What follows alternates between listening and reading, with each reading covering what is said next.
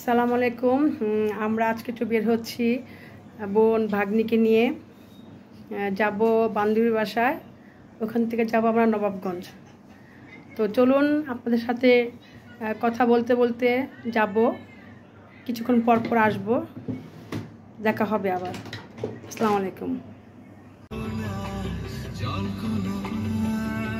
আমি অপ্রস্তুত হয়ে গেলাম জ্যামে বসে আজকে যাত্রাবাড়ির মোড়ে। আমি অপ্রস্তুত হয়ে গেলাম জ্যামটা দেখে, যে ঈদের পর দিন বের হলাম, একটু ফাঁকা রাস্তা পাবো, কিন্তু না, পুরোপুরি অপ্রস্তুত।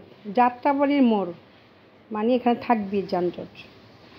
তো অনেকক্ষণ আমরা আধা ঘন্টার উপরে এখানে বসেছিলাম।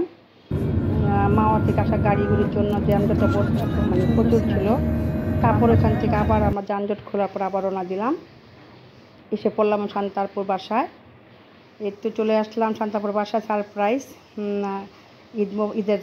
ঈদের জন্য উনিও প্রস্তুত ছিল আমাকে দেখে, যে হঠাৎ করে চলে আসছি তো না বলে। তো উনি আবার বের হতে নিছিল, হ্যাঁ, এই জন্য উনি পুরোই অপ্রস্তুত ছিল। খুব আনইজি ফিল করতেছিল তাকে দেখে মনে হচ্ছে, কারণ আমি তাকে না বলে আসছি, সে বের হয়ে যেত আর একটু দেরি হলেই। তারপর আমরা সবাই গাড়িতে উঠলাম, উঠে রওনা দিলাম নবাবগঞ্জের উদ্দেশ্যে। সবুজ ঘাস, সবুজ মাঠ, সবুজ খাল, বিল, সব কিছু পেরিয়ে ওয়াও, কী যে ভালো লাগলো দৃশ্যটা দেখতে দেখতে যেতে যেতে। খুবই মনোরম একটা পরিবেশ পেলাম ঈদের পরের দিন। আলহামদুলিল্লাহ। আসলে প্রায় 23 বছর হবে ঈদের পরে বের হয়েছি আমি। তো আমি কখনো ঈদের পরে বের হই নাই। খোলা আকাশ, খোলা মাঠ, ঘাট খালি থাকবে, বের হব। তো এবার বের হইলাম। তো শান্তাপু বললো যে আমি তো বের হতে নিয়েছিলাম, তোমরা না বলে চলে আসলা, আর একটু হলো তো পেতে না। তো আমার সাথে চলো নবাবগঞ্জে যাই। তো যমুনা ফিউচার পার্কের চেয়ারম্যান মরহুম নুর ইসলাম বাবুল সাহেবের বাসায় যাচ্ছি, ওনার দেশের বাড়িতে আর কি।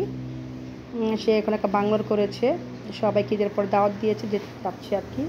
এই হচ্ছে আমাদের এমপি সালমা, আমাদের খালা আর কি, সালমা খালা। তো জাতীয় পার্টি থেকে দাঁড়িয়েছেন এমপি ম্যাডাম। তো ওনার ছবি দেখে আমি এত মুগ্ধ হলাম, কত সুন্দর, ওয়াও মাশাআল্লাহ।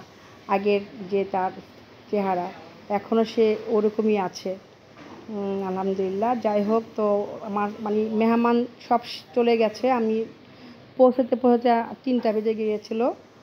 তো এই আর কি, একটু ঘুরলাম ওনার ড্রয়িং রুমটা, ওনার বাসভবনে গেলাম। খুব সুন্দর 3তলা একটা বাংলোর। মোটামুটি কেউ থাকে না এখানে। যখন সালমা খালা আসে তখনই লোকজন আসে। তো উনি তো জাতীয় পার্টি থেকে এবার মেম্বার সদস্য মনোনীত হয়েছেন।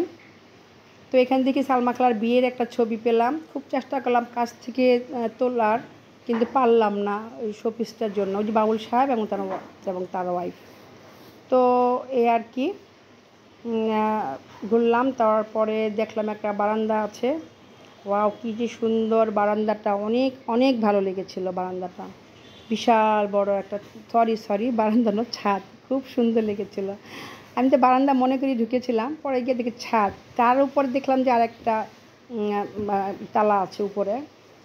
তো ওই ছাদে গিয়ে একটু ঘোরাঘুরি করলাম। চারপাশে সবুজ, এই জাউ গাছটা দেখতে পাচ্ছেন কত সুন্দর। মানে ছাদ থেকে এত সুন্দর চতুর্দিকে লাগতেছিল, যে আসলে খালুর রুচি ছিল ভালোই। যমুনা ফিউচার পার্কের ওটার ভিতরে তো অনেক কিছু করেছেন উনি। তো এই যে ওনার নিজের বাসভবনটাও খুব ভালো করে করেছেন। এখান থেকে ওনার বিল, একটা পুকুর করেছেন দেখা যায়। তো চতুর্দিকে যে গাছগাছালি, এটাই আমাকে বেশি মনটা টেনেছে আর কি। ভালোই লাগলো, ঘুরলাম গেলাম সবার সাথে, আপনার সাথে শেয়ার করলাম। আসসালামু আলাইকুম।